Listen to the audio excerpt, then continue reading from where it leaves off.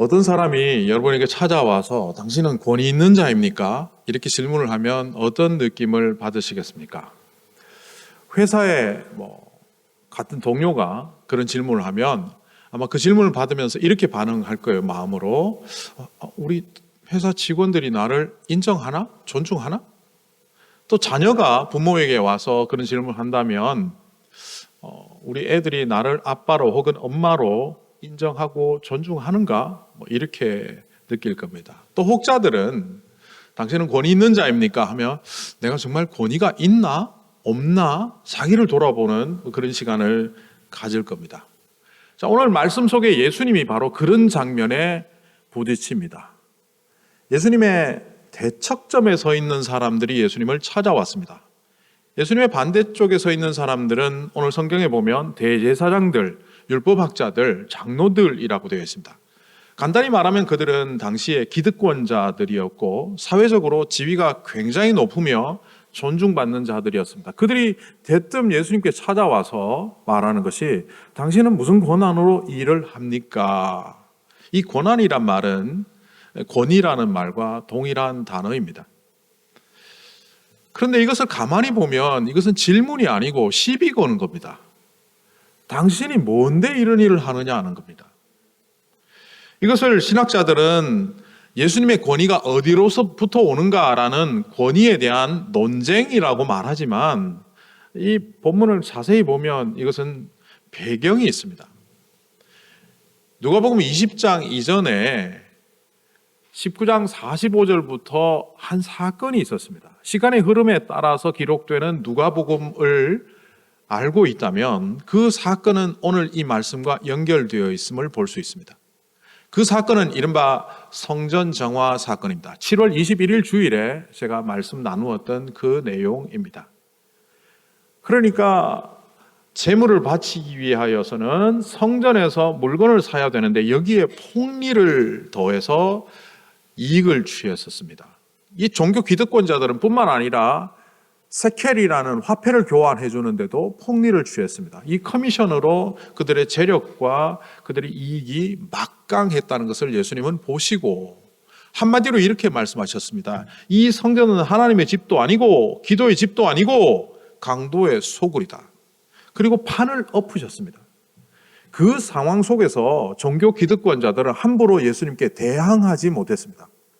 당신이 뭔데 이 판을 엎고 난리야라고 나서지도 못했고 예수님이 갖고 있던 정당성 그리고 사람들이 예수님을 지지하는 그 지지세에 눌려 그 상황 속에서는 아무 말도 못했습니다. 이른바 받아들였다는 겁니다.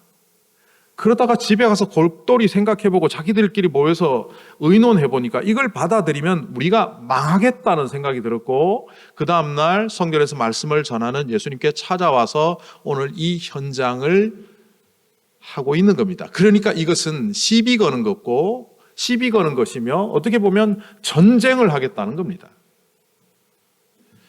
그런데 이 질문에 대하여 예수님은 즉답하지 않으시고 요한의 세례에 관하여 빗대어 말씀하십니다. 요한의 세례라는 말은 세례를 뜻하지만 이것을 바꾸어 보면 요한의 권위라고 해도 똑같은 의미가 됩니다. 요한이 이 땅에 와서 세례를 주고 사역을 했는데 많은 사람들이 그를 지지하고 하나님이 보내신 자로 믿었다. 신구약 중간기 400년 동안 예언자가 등장하지 않았는데 이제 비로소 예언자가 등장했구나라고 사람들은 인정했다. 자, 그런데 이 요한의 권위는 어디서부터 오는 것이냐? 사람들에게서부터 온 것이냐? 아니면 하늘로부터 온 것이냐? 이렇게 질문을 합니다. 그런데 이것을 가만히 분석해 보면 제가 이런 부분에 있어서 사실은 예수님의 어법이 굉장히 본보기가 될 때가 많습니다. 이거 다르게 말하면 국면을 전환한 겁니다. 종교 기득권자들이 예수님을 몰아세우기 위하여 논쟁점을 찾아서 당신의 권한은 어디로부터 온 것이냐라고 말하는 그 시점에서 예수님은 주제를 바꾸어 버린 겁니다. 권위가 어디서부터 오느냐 그건 중요하지 않고 이미 너희들은 그걸 알고 있음에도 불구하고 시비 걸러 왔고 그렇다면 이 권위를 받아들이지 않는 이유가 어디에 있느냐 이렇게 바꾸어 놓은 겁니다. 요한의 권위, 요한의 세례에 대하여 이 종교 기득권자들은 어느 정도 받아들였습니다. 그랬기 때문에 그들은 그 질문에 즉답하지 않고, 이게 사람으로부터 왔다라고 하면 군중들이 나를 돌로 칠 것이고, 이걸 하나님으로부터 왔다라고 하면 왜 그것을 믿지 않느냐라고 질타를 받기 때문에 모른다 하는 것이 상책이다.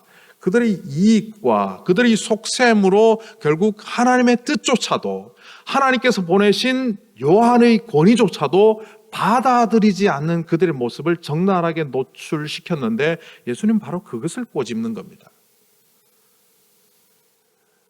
예수님께서 사역을 시작하실 때 바리새파 사람들, 율법학자들은 예수님을 따라다니면서 존경을 표한 적이 있습니다. 다르게 말하면 예수님이 하나님이 보내신 메시아임을 일정 부분 인정했고, 그분이 하는 사역을 통하여 하나님을 통한 희망이 이 땅에 올 수 있다고 기대감을 가졌던 자들입니다. 근데 따라다니면서 수용하고 받아들이기보다는 오히려 평가하고 차를 들이대고, 자기들의 기준, 이걸 따라가면 이익이 될까 손해가 될까, 이걸 따라가고 수용하는 것이 나한테 도움이 될까 도움이 되지 않을까를 재다가 결국 예수님을 배척하는 그런 일들을 했다는 것을 성경을 통하여 볼 수 있습니다. 바로 오늘 예수님이 말씀하시는 것은 이 종교 기득권자들이 하늘로부터 왔느냐 땅으로부터 왔느냐, 사람의 것이냐 하나님의 것이냐, 이걸 분별하지 못하는 것이 아니라, 하나님으로부터 왔다고 할지라도 내게 이익이 되지 않으면 받아들일 수 없다라고 생각하는 그들의 태도를 노출시킨 것입니다. 다른 각도에서 한번 볼까요? 누가 권위가 있는 자들입니까? 대제사장과 율법학자들, 그리고 장로들. 이 장로들은 다른 영어 성경에 보면 senators라고 되어 있는데, 거기에 이제 상원의원이 있었던 것은 아니지만, 동네에서 나이 들고 마을과 도시를 대표하는 원로들 혹은 유지들을 뜻하는 말이라고 보면 상당한 재산과 유명세를 갖고 있는 사람들입니다. 자, 대제사장은 복식을 갖추고 화려한 옷을 입고 왔을 겁니다. 그리고 율법학자들은 성결의 상징인 흰옷과 머리 두건을 쓰고 왔을 겁니다. 게다가 장로들은 화려한 복장과 복식으로 뭇 사람들이 볼 때, 야, 대단한 사람이다 라는 모습을 갖고 이 자리에 서 있습니다. 오늘날 말로 바꾸면 그들은 배운 것도 많고 학식도 높고 학벌도 좋고 재력도 있을 뿐만 아니라 사회적 지위까지 있는 사람들입니다. 누가 봐도 존경받을 만한 사람들입니다. 다르게 말하면 누가 봐도 권위 있는 사람처럼 보입니다. 반면 예수님은 옷도 남루하고 집안도 일천하고 배움도 없고 재산도 없고 지위도 없습니다. 어느 학교 나왔는지 알 수가 없습니다. 그 촌부에 불과한 예수님이 가르치는 그 모습은 누가 봐도 무시할 만한 사람입니다. 그런데 당시의 사람들은 이런 두 그룹을 전혀 다른 각도로 보았습니다. 마태복음 7장 29절에 이렇게 나옵니다. 이는, 예수님을 말합니다. 이는 그 가르치시는 것이 권위 있는 자와 같고 그들의 서기관 율법학자들과 같지 아니하였더라. 앞에서 설명드렸던 것처럼 외향으로 보이는 모습에는 종교 기득권자들이 훨씬 존경받고 권위 있어 보이는 외모를 가졌음에도 불구하고, 사람들은 보잘것없어 보이는 예수님에게는 권위를 인정했고, 이 높은 지위에 있고 많은 것을 가진 사람들은 권위를 인정하지 않았다라고 마태복음과 여러 복음서에는 그 사실을 보도하고 있습니다. 도대체 여기서 말하는 권위가 뭡니까? 성경의 권한 혹은 권위, 권세, 권리 혹은 능력, 이렇게 다양하게 번역되는 이 단어는 바로 엑소시아라는 헬라어입니다. 이 디나미스, 너희가 성령이 너희에게 임하시면 너희가 권능을 받고, 이게 능력의 측면에서 디나미스, 폭발력을 가진 디나미스라는 단어와는 조금 다른 의미인데, 이 엑소시아는 간단하게 말하면 정당성입니다. 어떤 사람이 차를 고치고 있습니다. 당신 무슨 자격으로 차를 고쳐요? 저 라이센스 있습니다. 저 퍼밋 있습니다. 그게 바로 정당성입니다. 어떤 사람이 의료 행위를 하고 있습니다. 당신이 뭔데 의료 행위를 합니까? 나 의사입니다. 바로 그게 정당성 엑수시아입니다. 또 다른 측면에서 보면 두 대통령이 있어요. A라는 대통령도 법적인 지위가 같고 B라는 대통령도 법적인 권한과 지위, 이른바 모든 것이 같음에도 불구하고 한 사람은 존경받고 한 사람은 욕을 바가지로 먹고 있어요. 이 두 사람의 차이가 뭡니까? 대통령 직위를 남용했거나 그 직위를 개인으로 사취했다면 그는 욕먹어 마땅한 사람이고, 자기가 대통령이 되어서 건강을 헤쳐가면서까지 나라를 위해서 헌신하는 모습을 국민들에게 보일 때 이 사람에게는 존중의 의미로 대통령으로서 인정합니다. 이게 바로 엑수시아입니다. 정당성 내지는 존경의 마음을 보고 바라보는 그 상태를 엑수시아라고 합니다. 그런데 이 엑수시아는 사실은 예수님보다는 수용하는 사람들에게 초점이 있습니다. 제가 목사이지만, 제가 하나님의 말씀을 전하는 설교를 하고 있지만, 어떤 성도는 하나님의 말씀으로 받아들이고 영의 양식으로 삼는 사람이 있는 반면, 똑같은 목사가 똑같은 설교를 해도 그 설교를 듣고 말 잘하네, 아이고, 만약 그러고 있다면 동일한 설교가 왜 다르게 작용하느냐? 이 엑수시아는 목사라는 그 사람보다는 받아들이는, 수용하는 사람에게 초점이 있는 말이기 때문에 예수님의 권위가 바리새인과 서기관들에게는 받아들여지지 않고 사람들에게는 권위 있는 거로 받아들여지는 그런 특징이 있습니다. 그러니까 이 엑수시아는 정당성 혹은 존중하는 마음, 그런데 이 정당성과 존중이 그 산업으로부터 나온다기보다는 그것을 인정하는 사람에게만 나타나는 현상이라는 겁니다. 결국 예수님께서, 예수님의 권위, 사역이 하나님이 주신 권위로부터 온 것이냐 아니면 인간의 권위냐라고 시비 걸듯이 질문하는 그 사람들에게 이 엑수시아는 바로 너희들이 수용하느냐 하지 않느냐에 있다는 겁니다. 이미 너희들도 나의 사역을 인정하지 않느냐, 그럼에도 불구하고 받아들이지 않는 너희들에게 이 출처를 말할 필요가 없다 하시며 오늘 말씀을 마감하는 장면이 끝에 나옵니다. 결국 이 말씀을 통하여 우리는 이 바리새인과 서기관들 혹은 제사장들, 장로라고 대변되는 이 사람들이 율법을 그렇게 많이 알고 있고 성경을 그렇게 알고 있고, 그리고 이미 예수가 메시아일 수도 있다는 가능성을 알고 있음에도 불구하고 받아들이지 않는 그 마음이 문제라는 것을 오늘 이 말씀을 통하여 우리는 발견해야 합니다. 그렇다면 그들은 왜 수용하지 않았을까요? 이렇게 기준을 삼았기 때문입니다. 예수를 메시아로 받아들이면 이로울까 아니면 내게 해로울까? 이것이 받아들여진다면 내가 성공적인 삶을 살 수 있을까? 실패할까? 혹은 나에게 편한 것일까? 불편할 것일까? 아니면 받아들이는 것이 쉬운 것일까? 아니면 받아들이지 않는 것이 내게 쉬울까?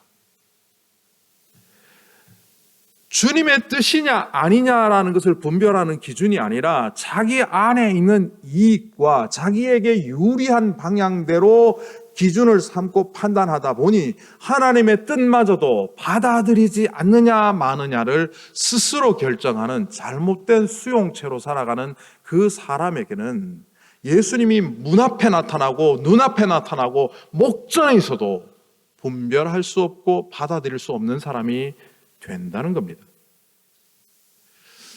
이걸 우리에게 적용해 보면 어떻습니까? 우리가 성경 말씀이 하나님의 말씀이라고 생각하면서도 그 말씀대로 사는 데 있어서 주저하는 이유가 이와 유사하지 않습니까? 하나님 말씀대로 살면 불편해. 하나님의 뜻대로 수용하며 내가 살아가기에는 인생 복잡해져. 우리 안에 거부감은 결국 이 대제사장 기득권자들이 생각했던 것과 거의 비슷한 기준으로 작동하지 않습니까? 그런데 어떤 분은 그럴 거예요. 그걸 수용하지 않는다고 해서 안 믿는 건 아니지 않습니까? 어떤 사람이 나는 저 사람 믿어요. 근데 그 사람 말은 못 믿어요. 그 사람을 믿는 겁니까? 안 믿는 겁니까? 나 저 사람 믿어요. 근데 그 사람한테 일 맡기는 건 도저히 못하겠어. 일을 그냥 엉망진창으로 해. 그 사람을 믿는 겁니까? 못 믿는 겁니까? 내가 필요할 때는 하나님 소원을 들어주십시오 기도하지만 주님께서 나에게 충성하고 주님의 뜻대로 살고 이 땅에 복음을 전하는 자로 살아라는 그 말씀에는 내가 만약 배격하고 살아가고 있다면 우리의 믿음은 가짜일 가능성이 높습니다.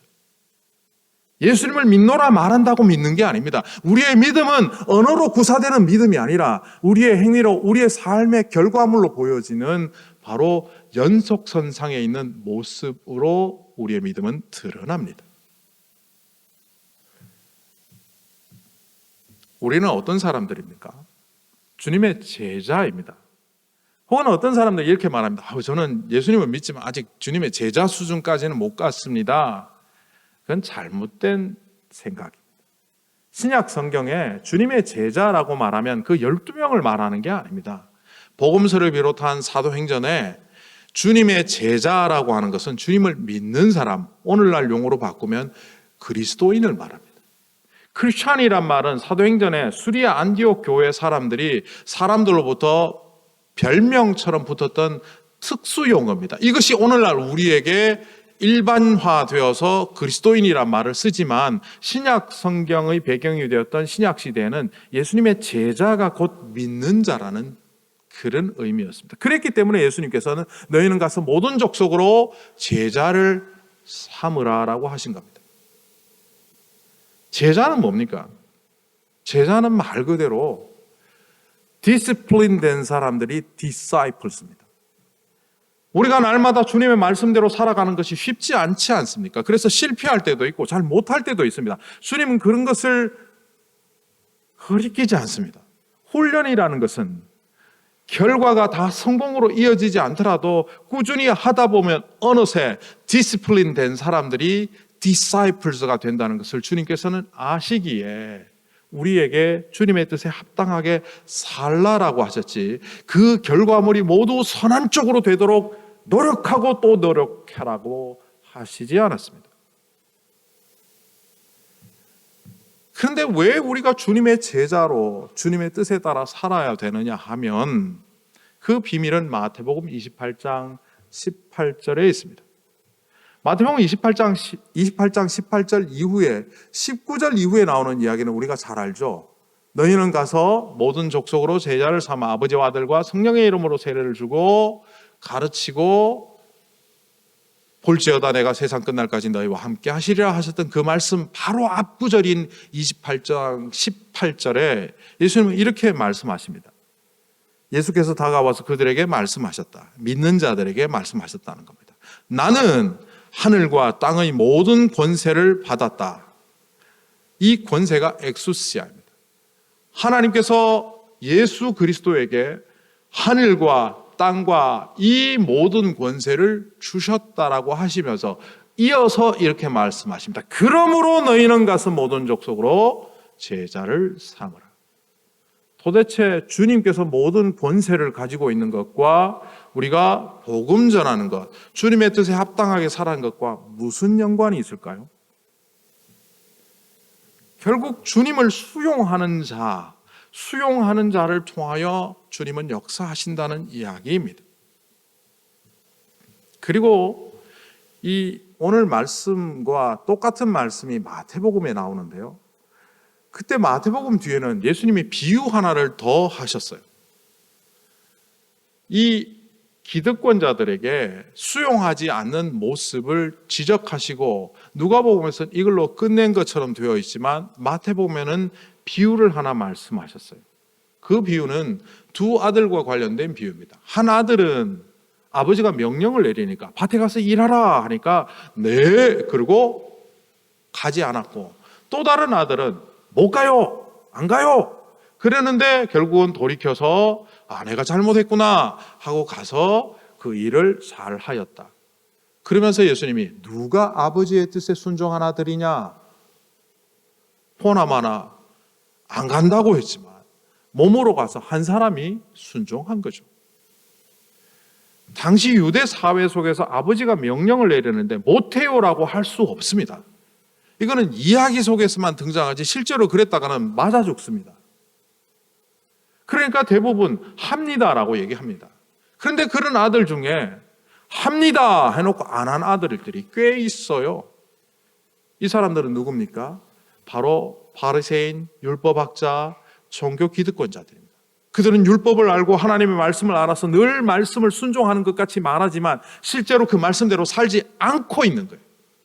반면 아버지의 말에 반역한, 거역한 이 아들은 누굽니까? 당시에 소외된 사람들입니다. 세리일 수도 있고 장애자일 수도 있고 죄인이라고 일컬어지는 그 사회에 지탄받는 사람들, 율법대로 살지 않는 사람들.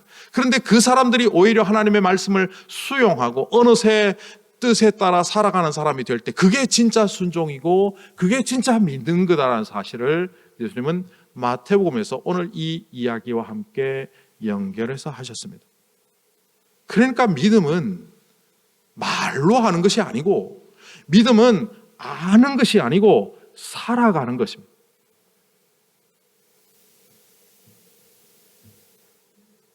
예수님께서 이 유대 사회 속에 만연해 있는 말로만 그치는 신앙의 모습을 오늘 이 사건을 통하여 적나라하게 노출시킨 겁니다. 너희가 종교 지도자들이라고 말하고 누구보다도 성경을 잘한다고 말하지만 실제로 너희들을 통하여 아무것도 되는 일이 없다. 그러나 일개촌부에 불과한 이 어부들과 보잘것없지만 나를 추종하며 따라 나서는 이 보잘것없는 사람을 통하여 하나님께서는 이 땅에 하나님의 나라를 세울 것이다. 자, 그렇다면 오늘 우리의 모습은 어떠합니까? 우리는 이 주일날 예배당에 나와 있고 성경 말씀도 읽고 믿는 자라고 스스로 생각하며 살아갑니다. 그런데 과연 우리의 모습이 단면이 아니라 연속선상에 서 있을 때도 믿음 가진 사람으로 살아가는지 스스로 판별해 보십시오. 믿음은 단면이 아닙니다. 믿음이란 말을 우리는 믿는다라는 말로부터 가져왔지만 헬라어로 보면 이 믿음은 피스티스, 피스토스, 형용사형이든 명사형이든 이거는 신실함이란 뜻입니다. 지속성이란 뜻입니다.